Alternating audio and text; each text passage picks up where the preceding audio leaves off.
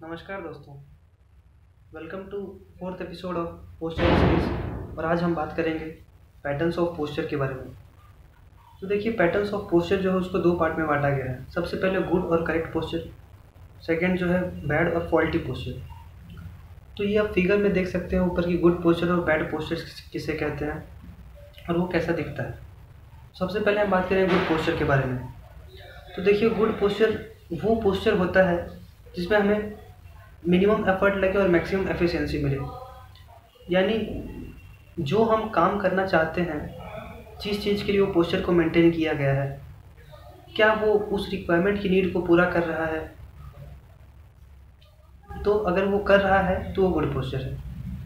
तो इसको हम एक एग्जांपल से समझते हैं कि जैसे अगर हमें कहा जाए कि जैसे सीधे खड़े होना है हाथ ऊपर करके, तो हमें क्या मिला, एक काम मिला क्या कि हाथ ऊपर करके खड़े होना है। तो हाथ ऊपर करके खड़े होने के लिए हमको क्या चाहिए, एक पोजीशन को मेंटेन करना पड़ेगा। सबसे पहले तो स्टैंडिंग में होना पड़ेगा, दूसरा हाथ ऊपर करना पड़ेगा।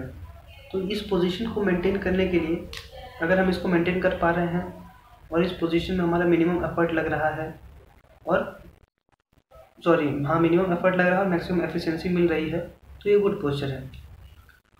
इसके अंदर आता है डायनेमिक पोस्चर। तो डायनेमिक पोस्चर क्या होता है कि अगर हम डायनेमिक पोस्चर, वो पोस्चर जिसमें हम चलते फिरते पोस्चर को मेंटेन करते हैं। जैसे इसमें बेसिकली क्या होता है कि कंटिन्यूस रीएडजस्टमेंट होता है बॉडी का एक पोस्चरल बैकग्राउंड को मेंटेन करने के लिए। इसका मतलब कि हम चल फिर रहे हैं और साथ में पोस्चर को भी मेंटेन किए हुए हैं। इसके बारे में हम लेटर बात करेंगे इसी वीडियो में। तो आइए आगे चलते हैं। तो इसमें बेसिकली देखा जाता है कि सिटिंग, स्टैंडिंग और राइटिंग के समय जो हमारा पोस्चर रहता है उसको हम रीएडजस्ट नहीं करते हैं, क्योंकि एक पोस्चर कांस्टेंट पोस्चर चाहिए उसके लिए। वो बेसिकली सेम हॉरिजॉन्टल प्लेन में रहता है। आगे देखेंगे तो ये गुड पोस्चर मेंटेन करने के लिए क्या क्या फैक्टर्स रिस्पॉन्सिबल हैं। तो इसमें जो मसल्स और पोस्चरल रिफ्लेक्स के लिए कुछ फैक्टर्स हैं। जैसे आपका गुड साइकोलॉजिकल बैकग्राउंड होना चाहिए, गुड हाइजीन होना चाहिए आपका, और सबसे ज़्यादा ज़रूरी क्या है कि मसल में फ्री मूवमेंट होना चाहिए। फ्री मूवमेंट यानी कि मसल में कोई भी ऑब्स्ट्रक्शन, असिस्टेंस या रेजिस्टेंस नहीं होनी चाहिए। आप फ्रीली हाथ को मूव कर सको, कोई भी जॉइंट में फ्री मूवमेंट होना चाहिए, कोई भी किसी भी तरह का रेस्ट्रिक्शन नहीं होना चाहिए। तो ये एक मसल में होना चाहिए, ये एक बॉडी में होनी चाहिए, तभी एक इंसान गुड पोस्चर मेंटेन कर सकता है। आगे आए तो इसमें दो चीज़ और रिस्पॉन्सिबल हैं गुड पोस्चर के मेंटेनेंस के लिए, इमोशंस और मेंटल बिहेवियर। तो पेशेंट का इमोशंस और मेंटल बिहेवियर एक मेजर रोल प्ले करता है पोस्चर को मेंटेन करने में। ये ऐसे कि अगर जो एक व्यक्ति है जो दिन भर खुश है, हंस रहा है, हंसमुख है, कॉन्फिडेंट फील कर रहा है, जोवियल है, एंथुजियाज्म है, तो उसका जो पोस्चर होगा वो बेसिकली एक्सटेंशन टाइप होगा, एक्सटेंशन प्रीडोमिनेट करेगा। यानी कि वो इरेक्ट होगा, ऐसे तन के ऐसे खड़ा रहेगा किसी के भी सामने, क्योंकि उसके अंदर कॉन्फिडेंस है और उसका पोस्चर अच्छा है। तो अगर देखा जाए बैड पोस्चर क्या होता है, तो अगर वो लोग जिसमें क्या होता है कि वो अगर सारा दिन लिथार्जिक फील कर रहे हैं, कोई डिप्रेशन में है, कोई लेवल ऑफ इन्फीरियॉरिटी फील कर रहे हैं, थके हुए हैं, फैटीग हैं, तो उनका जो पोस्चर होगा बेसिकली वो फ्लेक्शन टाइप का होगा। उनकी जो बॉडी होगी ऐसे आगे की तरफ झुकी हुई होगी। ऐसा इसलिए क्योंकि वो थके हुए हैं, तो वो जो न्यूरल रिफ्लेक्स होगा, जो पोस्चर रिफ्लेक्स होगा, वो एक्टिवेट नहीं हो पाएगा और वो बेसिकली डल रहेंगे ऐसे। तो ये कंडीशन हो गई। इसका एग्जांपल हम ऐसे देख सकते हैं, इसको ऐसे समझ सकते हैं कि जैसे कोई भी एक व्यक्ति है, उसको स्टेज पे स्पीच देनी है या फिर उसको डांस के लिए परफॉर्मेंस करनी है, तो जिस तरीके से उसका परफॉर्मेंस, यानी जिस तरीके से उसकी प्रैक्टिस रहेगी, जिस तरीके से उसने परफॉर्म किया है पहले उसके बारे में, जिसका इतनी बार उसने रिवीजन किया है, वो डिटरमाइन करता है कि उसका पोस्चर कैसा होगा। अगर उसकी परफॉर्मेंस पहले अच्छी रही होगी, उसने ज़्यादा प्रैक्टिस की होगी, तो वो कॉन्फिडेंट फील करेगा और बेसिकली अपना परफॉर्मेंस अच्छी कर पाएगा और उसका पोस्चर भी अच्छा रहेगा। लेकिन अगर वो प्रैक्टिस नहीं किया होगा बोलने की या डांस करने की, तो क्या होगा कि उसका कॉन्फिडेंस वैसे ही लो रहेगा और तो उसका पोस्चर भी लो रहेगा। तो ये ऐसे साइमल्टेनियसली काम करता है। इसके साथ आता है हमारा कि सबसे ज़्यादा गुड हाइजीन होनी चाहिए। गुड हाइजीन से इसका ये मतलब है कि आपका न्यूट्रिशन और स्लीप ये अच्छा होना चाहिए। इसके साथ साथ न्यूट्रिशन और स्लीप के साथ साथ आपका गुड डाइट होना चाहिए। ये इसलिए क्योंकि अच्छी डाइट अगर आप लोगे, अच्छा न्यूट्रिशन रखोगे, अपना बैलेंस डाइट रखोगे, तो जो मसल्स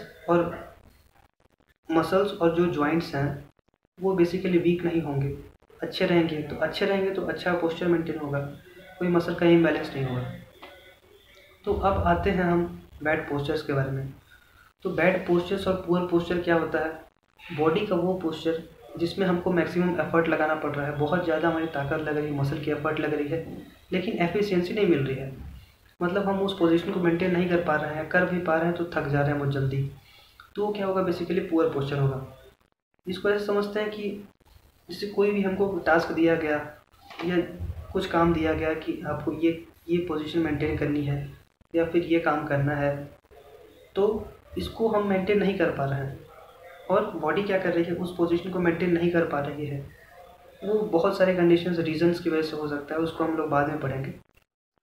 तो अगर ऐसा कुछ हो रहा है जो आपकी नीड पूरी नहीं हो पा रही है उस पोस्चर से रिलेटेड, तो वो क्या आएगा? फॉल्टी पोस्चर आएगा। जब कभी फॉल्टी या पुअर पोस्चर होता है तो आपकी बॉडी की जो स्पाइनल कर्व्स होती हैं, बेसिकली 2 प्राइमरी और एक सेकेंडरी कर्व होता है, तो उस कर्व में भी थोड़ा माल अलाइनमेंट देखने मिलता है और एक्सेसिवली वो कर्व इंक्रीज हो जाते हैं। तो आप फिगर में देख सकते हो कि गुड और बैड पोस्चर्स स्टैंडिंग और रनिंग में कैसे होते हैं। तो पहले फिगर में देख सकते हैं कि जो पेशेंट है, जो इंसान है, वो इरेक्ट स्टैंडिंग पोजीशन में है और उसका पोस्चर गुड है। सेकंड में देख सकते हैं कि वो थोड़ा सा बैकवर्ड टिल्टेड है, थोड़ा सा उसकी काइफोटिक पोस्चर मेंटेन है, इसलिए उसको क्रॉस किया गया है और वहाँ लिखा गया है कि बैड पोस्चर है वो। थर्ड फिगर में आप देख सकते हैं कि वो डायनेमिक पोस्चर मेंटेन किया हुआ है और कॉन्स्टेंटली रन कर रहा है, अपने बॉडी को रीएडजस्ट कर रहा है रनिंग के साथ साथ। तो इसमें बेसिकली क्या हो रहा है? डायनेमिक पोस्चर, बॉडी अपने पोस्चरल बैकग्राउंड को एडजस्ट कर रही है कंटिन्यूसली। फोर्थ में क्या है? वो ज़्यादा फॉरवर्ड टिल्टेड है या ज़्यादा बैकवर्ड टिल्टेड है। ऐसा इसलिए क्योंकि उसके जो डायनेमिक स्टेबलाइजर्स हैं वो काम नहीं कर पा रहे हैं और बॉडी की जो सेंटर ऑफ ग्रेविटी को मेंटेन नहीं हो पा रही है और बॉडी जो है वो अपने आप को कोप अप नहीं कर पा रही है डायनेमिक पोजीशन में। तो इसके लिए सबसे पहले मसल का बैलेंस होना बहुत ज़रूरी है। तो उम्मीद करता हूँ ये आपको पोस्चर का pattern good posture, bad posture समझ में आया होगा। अब अगले पार्ट में हम बात करेंगे इसकी कि कौन कौन से फैक्टर्स हैं जो रिस्पॉन्सिबल हैं बैड पोस्चर के लिए और पोस्चरल डिफॉर्मिटीज़ कितनी तरह की होती हैं, कैसी कैसी होती हैं। Thanks for watching.